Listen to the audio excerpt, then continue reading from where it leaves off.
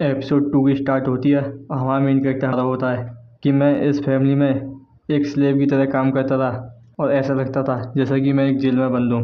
मगर जब मैं 7 साल का हुआ तो मैं टाउन में बाहर जाने लगा। तब मैंने अपने सराउंडिंग की कुछ चीज़ों पर ध्यान देना शुरू किया। जो मेरे उम्र के बच्चे हैं वो इन सड़कों पे यूँ ही घूमते रहते हैं और वह भी मेरी तरह ही अनाथ हैं। क्योंकि उनके पास पैसे नहीं होते हैं तो वह अपना पेट भरने के लिए चोरी करते हैं और उसी से अपना गुजारा चलाते हैं। मगर जब भी वह पकड़े जाते हैं तो उनको जब तक पीटा जाता है जब तक उनकी जान न चली जाए या फिर वह बहुत बुरी तरह से पीटे न जाएं। मगर मैं उन सभी से अलग हूँ क्योंकि मैं बिना किसी की नज़र में आए मैं यह महसूस कर सकता हूँ कि कितने लोग मुझे देख रहे हैं। मेरे इंस्टिंक्ट मुझे पहले ही बता देते हैं कि मुझे किन लोगों से बच के रहना है और इसी तरह से मैं यह सब चीज़ आराम से चुरा सकता हूँ। जैसे मैंने ये डम्पलिंग, राइस केक और पैनकेक चुराए हैं। और यह ऑर्फन बच्चे ये इसी वजह से मुझे फॉलो करते हैं क्योंकि मैं इन्हें खाना देता हूँ। और यह फीलिंग ये इतनी भी बुरी नहीं है। ये दिन भी और दिनों की तरह यूजुअल था मगर ये मैंने कभी नहीं सोचा था कि आज मेरे साथ ऐसा हो जाएगा। तभी दिखाया जाता है यंग मास्टर हमारे मेन कैरेक्टर के पीछे आता है और हमारा मेन कैरेक्टर कह रहा होता है कि आज की हार्वेस्ट यह बहुत ज़्यादा अच्छी थी। तभी दिखाया जाता है यंग मास्टर हमारे मेन कैरेक्टर के कॉलर को पीछे से खींच लेता है। तो हमारा मेन कैरेक्टर गुस्से में कह रहा होता है कौन है जिसने मुझे पीछे से खींचने की कोशिश की। तो वह कुछ चीज़ देख के डर जाता है क्योंकि वह उसके यंग मास्टर होते हैं। और यंग मास्टर कह रहा होता है कि जो भी तुम्हारे हाथ में है उसे नीचे रख दो। और यंग मास्टर उसको बता रहा होता है कि ये डम्पलिंग तुमने मिस्टर होंग की दुकान से चुराए हैं और ये स्नैक तुमने युगा की शॉप से चुराया है और ये राइस केक ये तुमने मिस्टर यू की दुकान से चुराए हैं। अब मुझे तुम ये बताओ कि तुम यह सब चीज़ कब से करते हुए आ रहे हो। तो हमारा मेन कैरेक्टर डरते हुए कह रहा होता है कि तुम किस बारे में बात कर रहे हो। और वह सोचने लग जाता है कि इन्होंने मुझे अभी तक पकड़ा ही नहीं है बल्कि उन्हें यह भी पता है कि मैंने कौन सी चीज़ कहाँ से चुराई है। यह इंसान मैंने अभी तक जो चुराते हुए आया हूँ मैंने कभी भी यंग मास्टर को मुझ पर नज़र रखते हुए नहीं देखा। तो हमारा यंग मास्टर मेन कैरेक्टर के पेट में लात मारते हुए कह रहा होता है क्या तुम अब मुझसे झूठ भी बोलोगे। तो हमारा मेन कैरेक्टर सोच रहा होता है कि मैं यह 10 बार से भी ज़्यादा कर चुका हूँ मगर मैंने कभी भी यंग मास्टर को मुझे देखते हुए नहीं देखा। तो यंग मास्टर कह रहा होता है क्या तुम अभी भी झूठ बोलने की कोशिश कर रहे हो। तो हमारा मेन कैरेक्टर सोच रहा होता है मैं सच में रंगे हाथों पकड़ा जा चुका हूँ। और वह सोच रहा होता है अब मुझे डर लग रहा है जो भी चीज़ मैंने की है वो सब यंग मास्टर को पता है। मुझे ऐसा लग रहा है जैसे कि मैं बुद्धा के पाम में हूँ एक बहुत छोटा तिनके के बराबर जो कि मेरे आर पार देख सकते हैं। अब मुझे डर से भी ज़्यादा डर लग रहा है क्योंकि उस किक की वजह से वह बहुत ज़्यादा तेज़ लगी थी।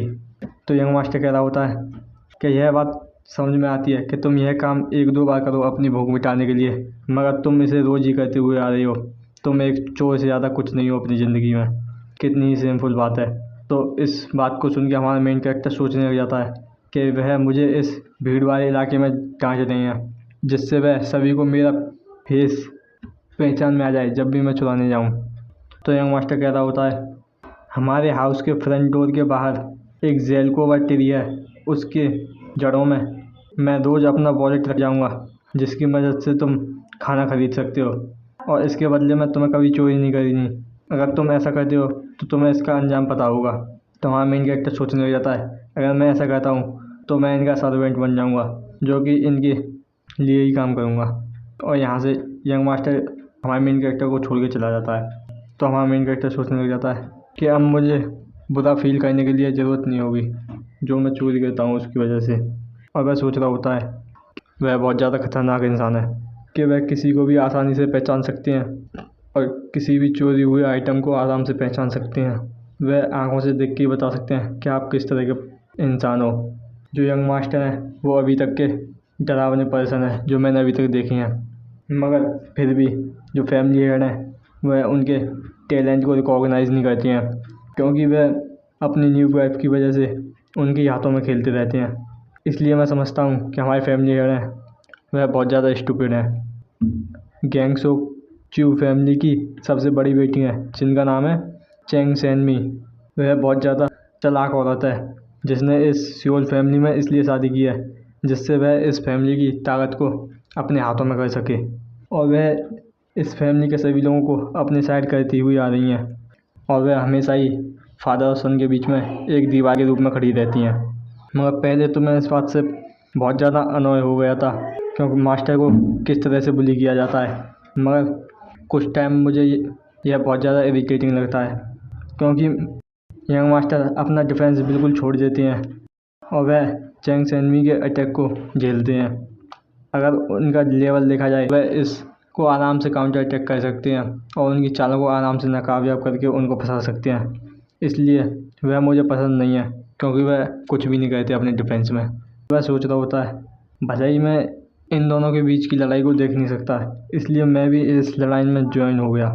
और तभी वह दिखाया जाता है एक सीन जहाँ पे हमारा मेन कैरेक्टर कुछ छुपके से देखता है और वह देखता है कि जो सेकंड डॉटर है सियोल फैमिली की, सियोल सेंगी, वह कहीं भागी हुई जा रही है और वह छुपते छुपाते हुए देखते हुए जा रही होती है।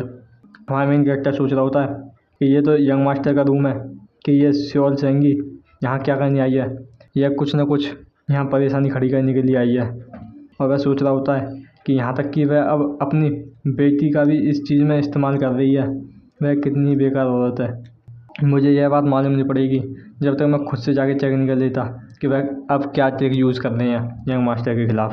और वह बता रहा होता है पुराने समय से ही कि बड़ी फैमिलियों में कॉन्फ्लिक्ट चलती रहती है और स्पेशली सियोल फैमिली में। तो अब हमें चैंग सैनमी और यंग मास्टर के बीच में एक फ़ाइट होने को ज़रूर दिखेगी। और दिखाया जाता है हमारा मेन कैरेक्टर यंग मास्टर के कमरे में पहुंच जाता है और वह देख रहा होता है कि उसने कुछ ना कुछ तो मार ज़रूर छोड़ा होगा।